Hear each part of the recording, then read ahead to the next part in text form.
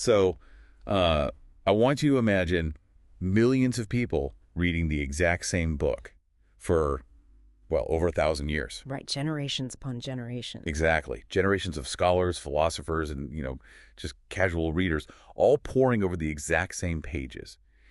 And they all believe they understand the fundamental architecture of what happens after we die. They assume the concepts are completely settled. Yeah, they assume it's settled.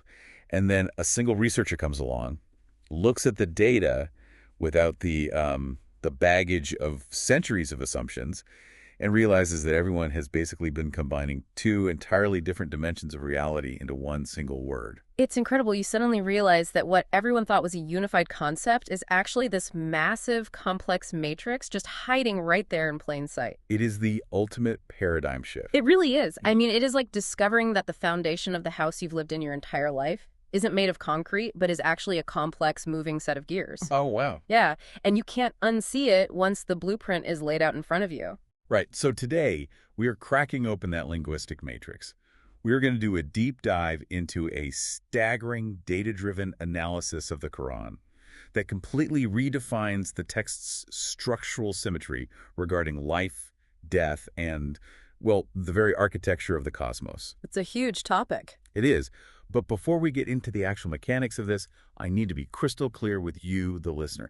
Every single insight, every theory, textual mapping, and translation paradigm we are going to explore today is entirely attributed to the brilliant work of Dr. Khaled Waleed from Almighty Covenant. Absolutely. He is the one who decoded this entire matrix. We are simply your guides today, walking you through the architecture that he excavated. And I highly, highly encourage you, if you find this as fascinating as we do, you need to go join and subscribe to Almighty Covenant to explore these theories directly. It is a monumental piece of scholarship. And, to set the stage, it's important to understand that we're looking at this impartially. Right, we're not taking sides. Exactly. We are analyzing the mechanics, a linguistic and theological framework constructed from the source material.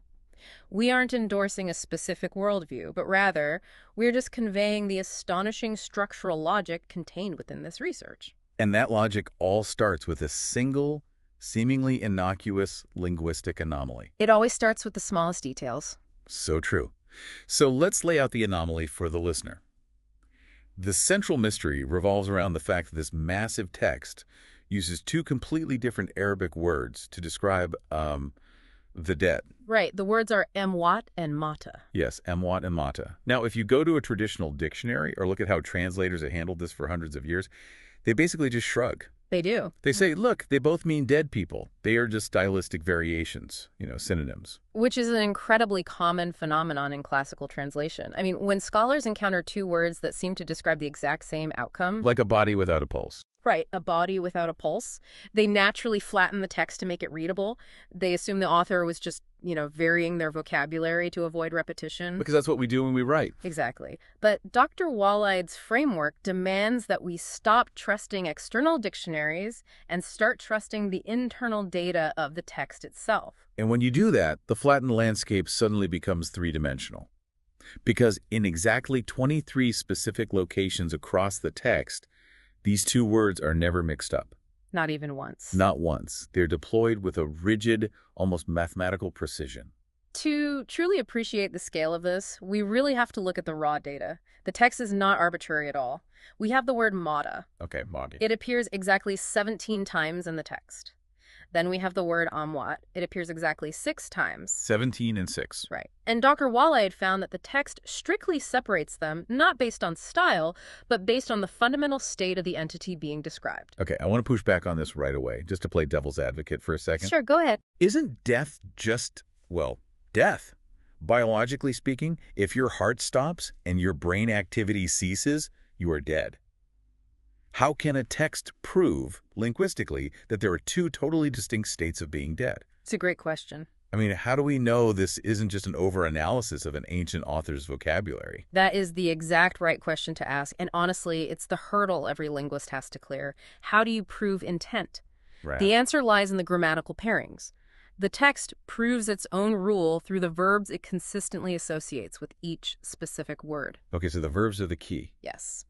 Let's look closely at the 17 instances of the word mata.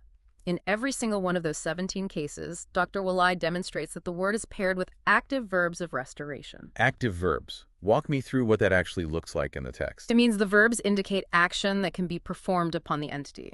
Words like bring to life, bring out, speak, or hear. So the text will talk about the divine bringing the Mada to life or bringing the Mada out of the earth. In one instance, it explicitly says you cannot make the Mada here. Wait, hold on. You cannot make the Mada here. That sounds pretty final to me. If I can't make them here, aren't they just entirely gone? It sounds final until you really analyze the phrasing.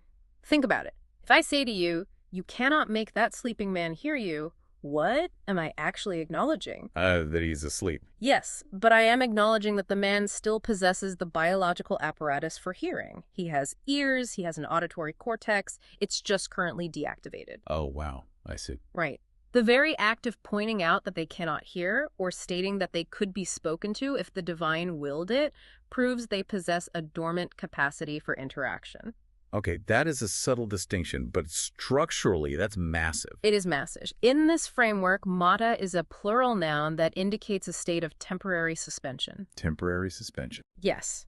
The core functionality is disabled, but the entity is still fundamentally plugged into the system. Think of a computer that has been put in the sleep mode. Right. The screen is black. The screen is black, the fan isn't running, it appears totally inert. But the data is still sitting right there in the RAM. The machine is still drawing a trickle of power from the wall. Exactly. And with the right input, it can be woken up exactly where it left off. So the hardware is still present in the room. It's a state of suspension capable of being reversed. Precisely.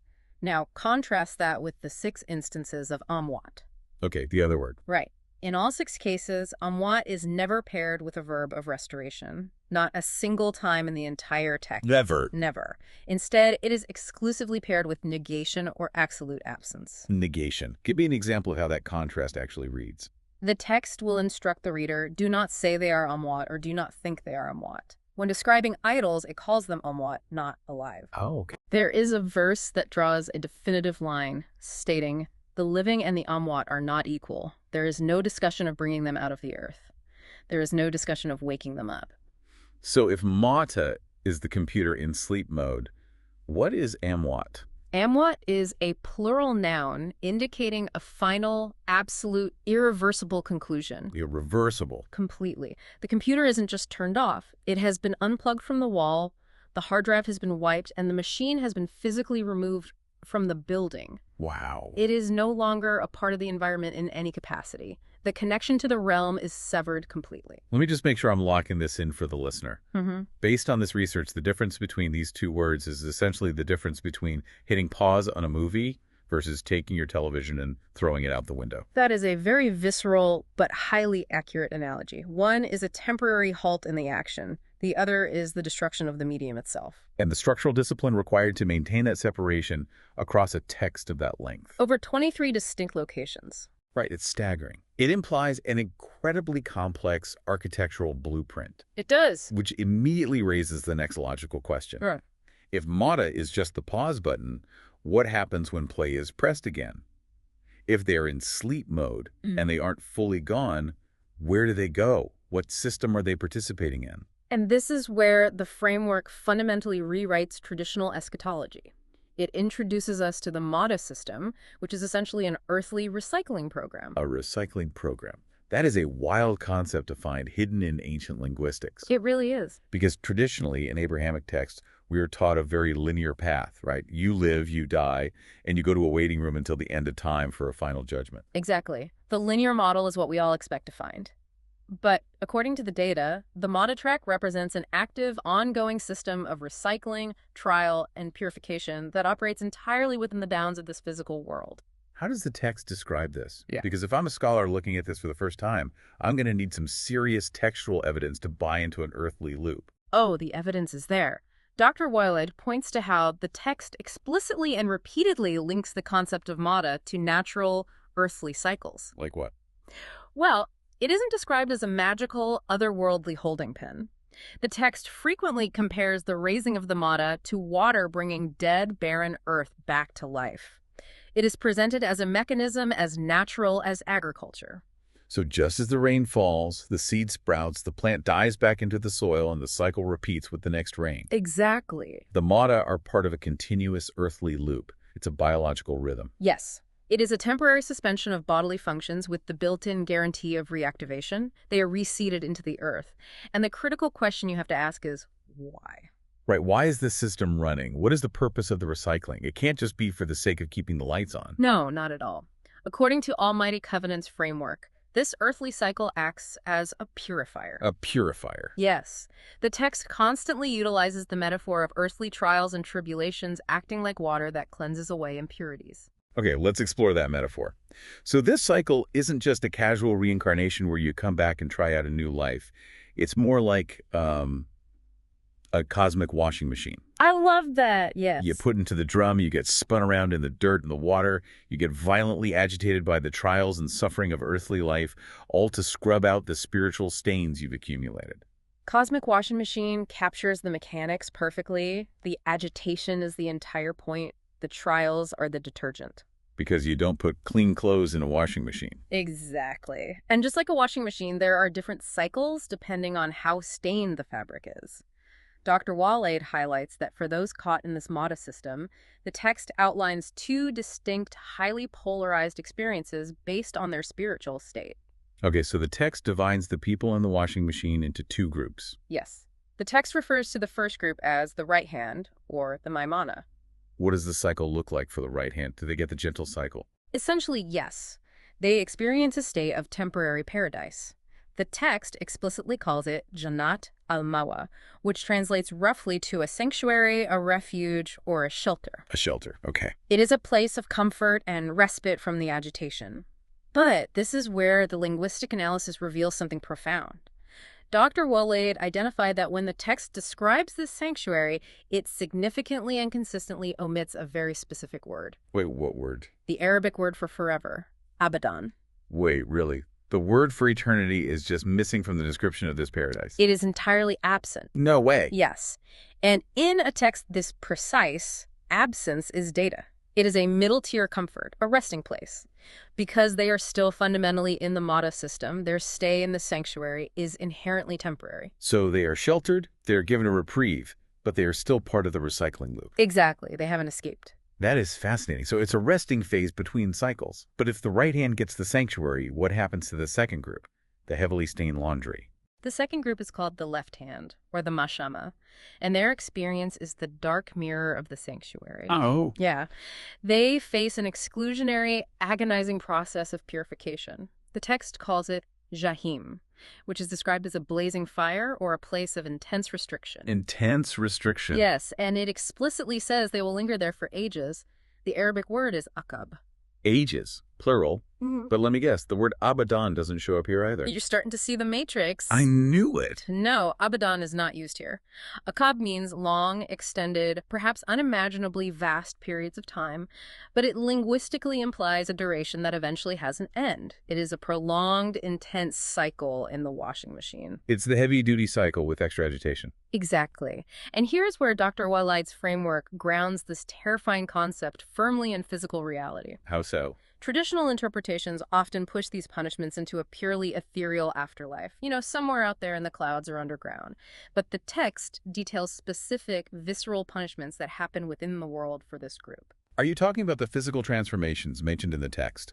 Because those have always been a huge stumbling block for modern readers. Yes, I am. The text speaks of people being transformed into apes and pigs. Right, which sounds like a fairy tale. Exactly. For centuries, scholars have tied themselves in knots trying to categorize this. Is it a metaphor for behaving badly? Is it happening in some spiritual dimension? But under this new framework, it snaps perfectly into place. Because it's literal. This is a worldly, biological punishment for the corrupt, the bloodthirsty, the absolute worst offenders. So it's not a metaphor. No. It proves they are still fundamentally alive within the earthly MATA cycle, facing brutal physical consequences for their actions. Wow. They are trapped in the earthly loop, being recycled into lower restricted forms of life as a means of punishment and intense purification. They are paying off a massive karmic debt through physical degradation on this very earth. That is incredibly heavy. To think of the natural world around us as an active theater of purification and punishment. I mean, is there a central rule that governs this whole MATA experience, a thesis statement for the recycling program? There is, and it's stated explicitly in the text. It serves as the definitive rule of the Mada system. What is it? It says, we grant them enjoyment for a little, then force them to a massive punishment. We grant them enjoyment for a little, then force them to a massive punishment. That is incredibly bleak. It is the defining rhythm of the Mada. It is a relentless sequence. A temporary high, followed by a crushing low. Enjoyment, then consequences. The sanctuary, then the return to the grind. It is the pulse of the earthly recycling center. Okay, if I'm listening to this right now, I'm thinking, I want absolutely no part of the Mada system. Oh, for sure. Sounds exhausting. Yeah. A relentless earthly loop of temporary shelters, massive punishments, getting scrubbed in the cosmic washing machine over and over, which naturally forces us to ask, how do you get out? That is the million-dollar question. Right. If Mada is the recycling bin, what happens to the people who break out of the cycle entirely? Breaking out is the ultimate threshold. And that brings us to the Amwat system. If the Mada is the cycle, the Amwat is the path of no return.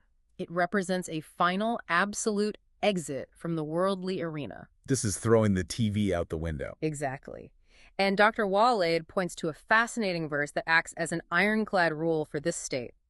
The text specifically states, "It is forbidden for a town we have destroyed that they return." Forbidden that they return. That shuts the door completely. There is no ambiguity there at all. It locks the Amwat permanently out of the earthly realm. Once you cross into the Amwat state, the recycling center is closed to you.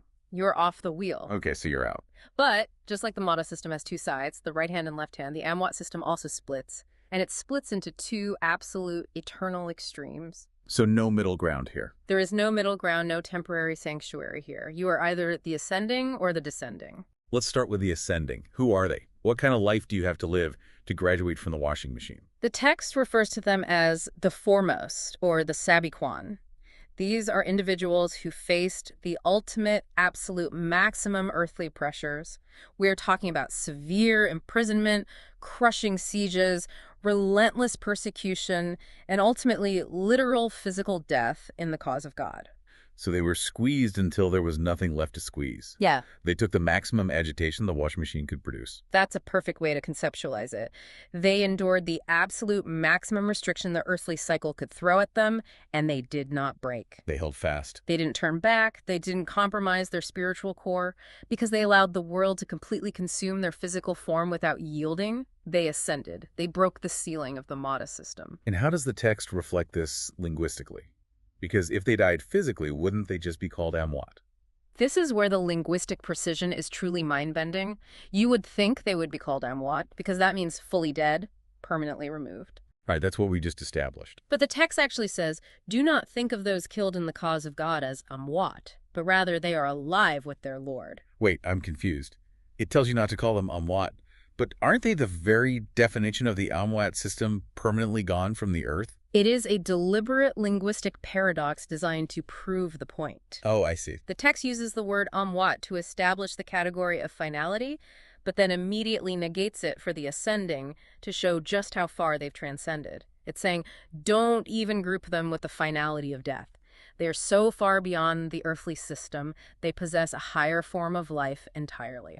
That is brilliant. They bypass the earthly waiting room. They bypass the general judgment. They are elevated directly to the highest possible reality. The VIP exit. What does the text call this highest reality? It is called Firdaus, the highest paradise. And this is the crucial linguistic key. When describing the ascending in Firdaus, the text explicitly adds the word abadan, forever. There it is, the missing word. The cycle is officially over. The cycle is over. The rest is eternal. They have achieved absolute permanence. Yes. Okay, that is the ultimate victory condition. But the architecture demands symmetry. If there is an ascending breaking the ceiling, there must be a dark mirror. The descending. Who are they? The descending are referred to as the polytheists, or the losers. If the ascending broke through the ceiling by enduring maximum restriction, the descending crashed through the floor by indulging in absolute spiritual corruption. The exact opposite trajectory. Yes, they dropped to the lowest possible depths of the fire. And again, the text uses that terrifying word abadan, forever. No recycling for them either. No temporary ages of purification. Yeah. Just the bottom of the abyss. Correct. The text describes them as completely inert. It says they are amwat, not alive, lacking all perception. Lacking all perception. They are the ultimate dead weight. They have been completely unplugged from reality. You know, there is a brilliant psychological detail from Dr. Waleed's research regarding these polytheists that absolutely fascinated me when I was reviewing the notes. Oh, about the direct address. Yes.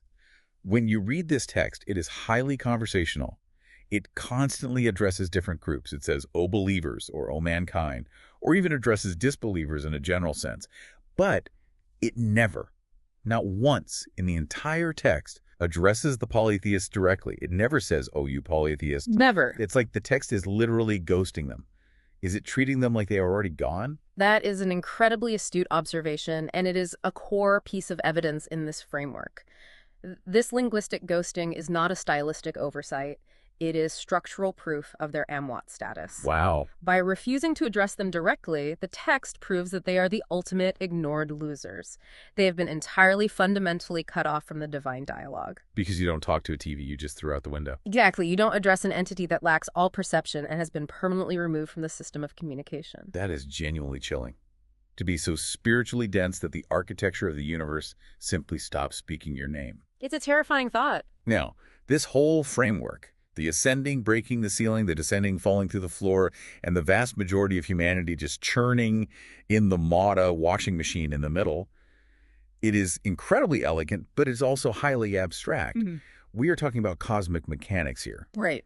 Is there a historical example in the text where we see this exact sorting mechanism play out on the ground? Yeah. You know, a proof of concept. There absolutely is. And according to Almighty Covenant's research, the story of Noah is the ultimate proof of concept. Noah's Ark. Yes. Dr. Waleed identified that Noah's flood isn't just a historical narrative about a boat, it is the blueprint. The end of the flood provides the exact micro-scale template for the Amwat versus Mada cosmic split. I love this. Let's set the scene for the listener. The rain has stopped. The earth has been wiped clean. The water is receding, and the ark is finally bumped into the mountain. It's the dawn of a new world. What happens next? We have to look at the specific verse where the ark lands and the divine commands Noah to disembark. God speaks to Noah and explicitly divides the survivors, the people stepping off the boat into this new world, into two completely distinct groups. Right there on the mountain. It is the cosmic sorting algorithm happening in real time, right there on the mud. Okay, who is group one? Group one represents the Amwat path, specifically the ascending. The text says, "Nations from those with you who are granted peace and blessings." Peace and blessings. Yeah. That echoes the language of the Firdaus, the eternal paradise we just talked about. Exactly. It denotes a state of absolute stability, safety, and elevation. They are granted a permanent, ascended state of grace. They have survived the ultimate trial and are granted peace. But then, in the very same breath, the text defines Group 2. The Mada path. Yes. God says of Group 2 nations whom we will grant enjoyment, then a painful punishment will touch them. Oh my God.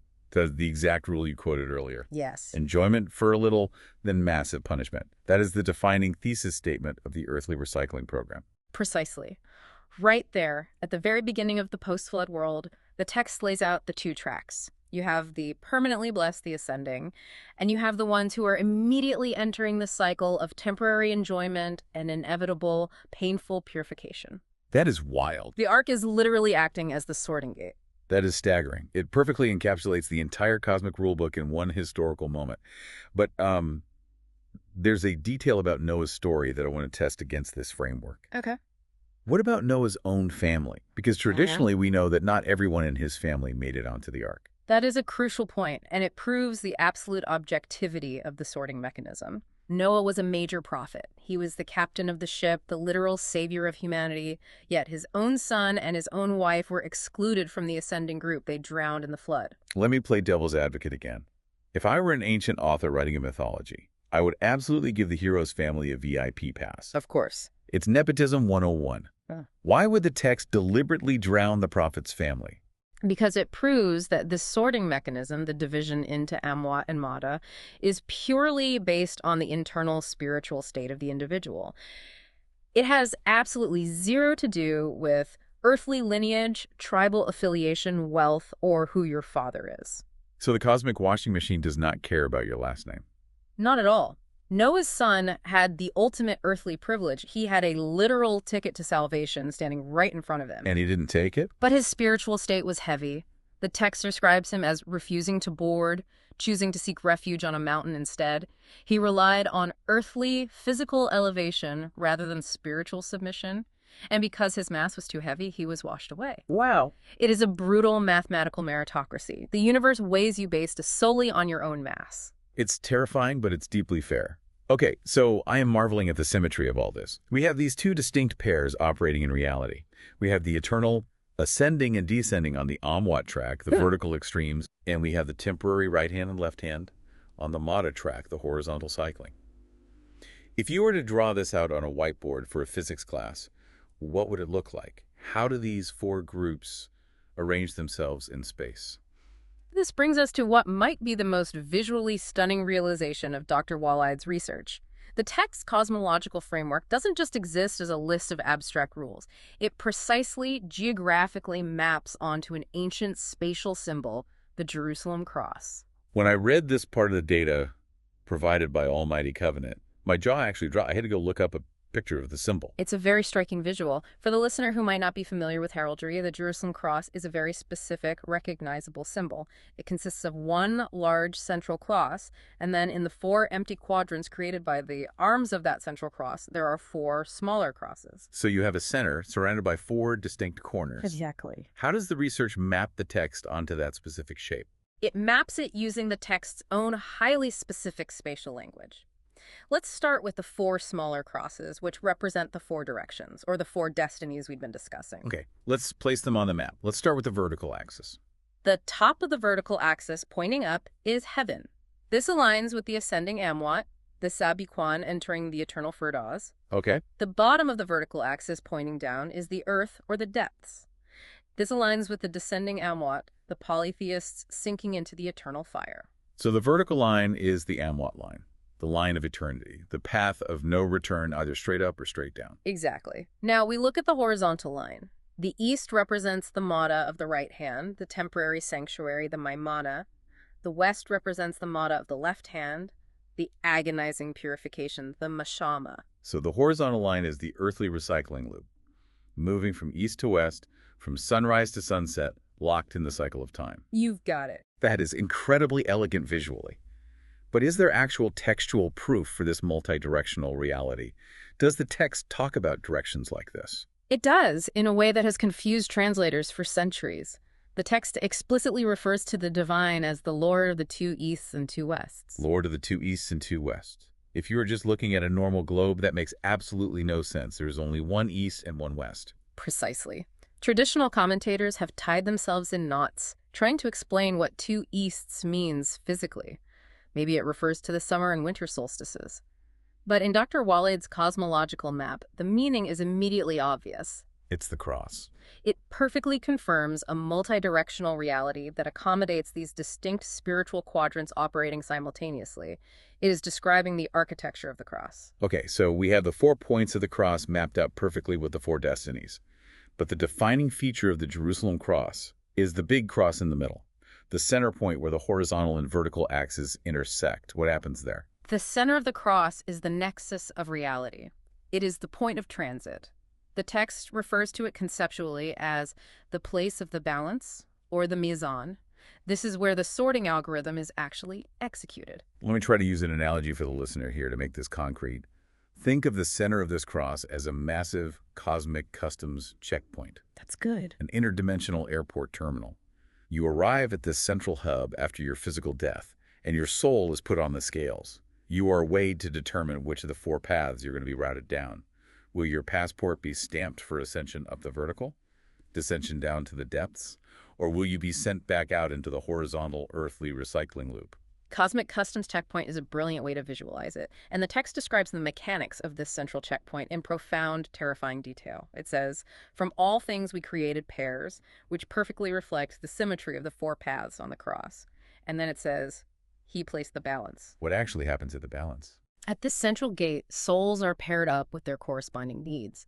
The text describes the books of life being laid out wide open, and crucially, it says that the prophets themselves stand there at the center as witnesses to the sorting. They oversee the scales. Wow. It is the ultimate crossroads of existence. Every single entity must pass through this center point to be categorized. It's the eye of the needle, the singularity where all data is processed. So if this cosmic map is real and the text is describing an actual architecture, the most obvious question is, where is it? Geographically. Yeah. Does this map have a physical anchor? Where is this customs checkpoint actually located on Earth? And that question leads us to the final and arguably the most controversial revelation in this entire framework. Because Dr. Khaled Waleed from Almighty Covenant didn't just map this conceptually. His research posits a specific physical anchor for the center on the globe. Where is the physical center of the Jerusalem cross? According to the research, the center of this cross, what the text explicitly calls the first house established for humanity, is a location called Bakka. Bakka.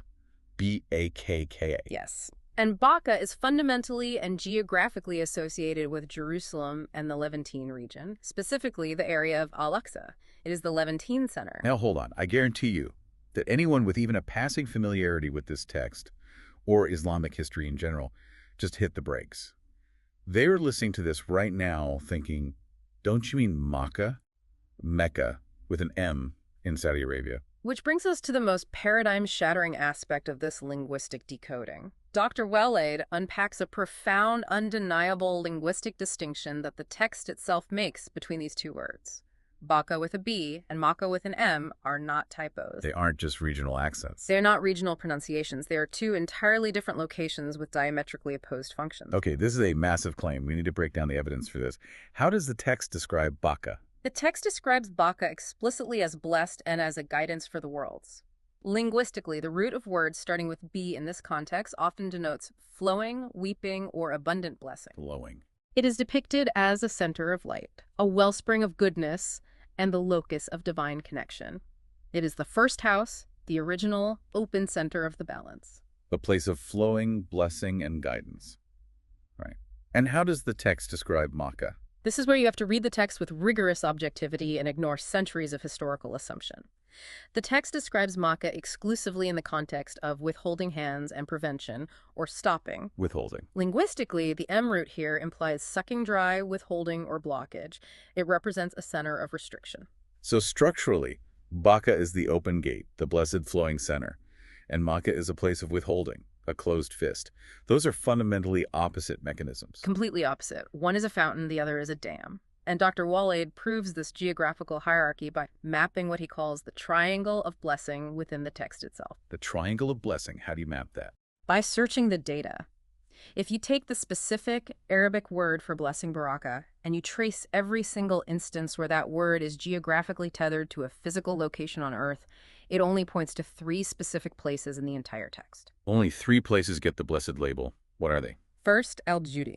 This is the mountain where Noah's Ark landed, the very site of the prototype sorting mechanism we just discussed. Second, Bakka, which we just identified as the first house.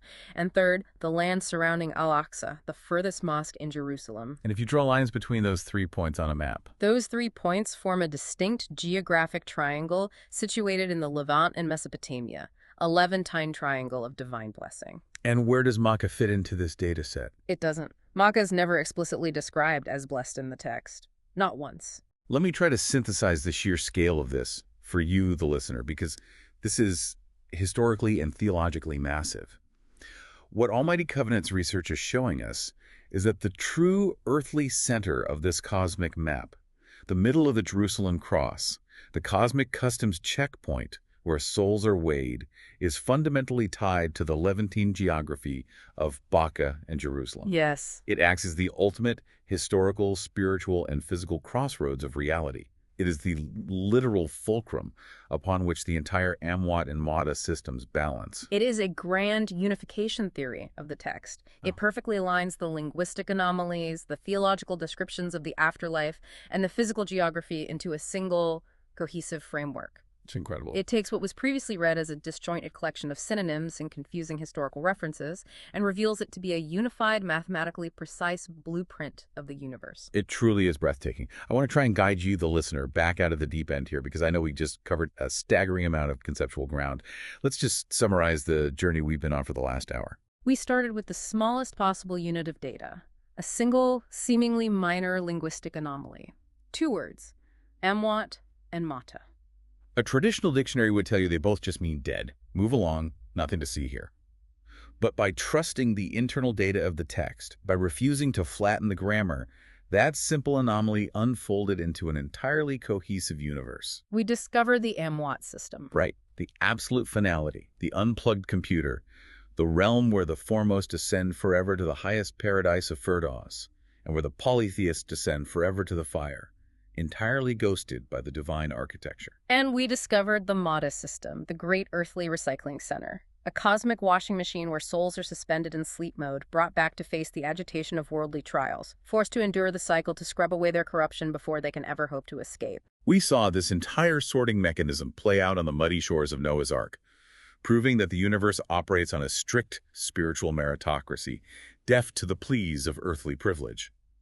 We map this entire reality onto the majestic shape of the Jerusalem cross, perfectly balancing its four eternal and temporary destinies. Yes, the four directions. And finally, we anchored that cross to the earth itself, identifying the blessed center as Baka in the Levant, contrasting it sharply with the restrictive, withholding nature of Makkah. It is a total architectural redesign of how we understand life, death, and geography in this ancient text. And I must firmly and emphatically remind you, the listener, as we close today, this incredible framework, this entire map of reality we just traversed, is entirely the intellectual property and the profound discovery of Dr. Khaled Waleed from Almighty Covenant. Yep. We did not invent this. We are just the tour guides pointing at the towering architecture he excavated. I strongly, strongly urge you, if your mind is reeling right now, if you are looking at the world, at nature, at history differently, and you want to dive deeper into this framework, you need to go join and subscribe to Almighty Covenant today. Well, we do. You do not want to miss what Dr. Khaled Waleed uncovers next. Because if this is the universe he found hiding inside two single words, imagine what else is lying dormant in the text, waiting to be woken up. It is essential reading for anyone who wants to understand the true mechanics of theology and linguistics. So, as we wrap up, we always like to leave you with a final thought, something to chew on as you go about your day. I would leave the listener with this thought, building directly on the framework we explored today. If the earthly Mata system is essentially a recycling center meant to purify us through agitation and trials, well, the next time you face a seemingly insurmountable earthly struggle, a moment of profound pain, grief, or restriction, ask yourself, is this just random, meaningless hardship? Or is this the cosmic water washing away your impurities? Is this the violent agitation of the washing machine, the necessary friction preparing you for the moment you finally step onto the scales at the center of the cross? Is the pain just preparation for the checkpoint? Is the suffering just the detergent? Think about that. You know, at the very beginning of this deep dive, we talked about that comfortable dictionary. The expectation that when you look at an ancient text, everything is settled, binary, and clean. We like things categorized neatly. We like a word to just be a word. But today, thanks to the data uncovered by Almighty Covenant, we threw the dictionary out the window. We certainly did. We learned that the foundation isn't settled, it is alive, and it is moving. And maybe, just maybe, the reality hiding in plain sight is far more terrifying and far more beautiful than a simple definition could ever hold. Keep questioning the assumptions and keep looking closer at the words you think you know. We'll see you on the next deep dive.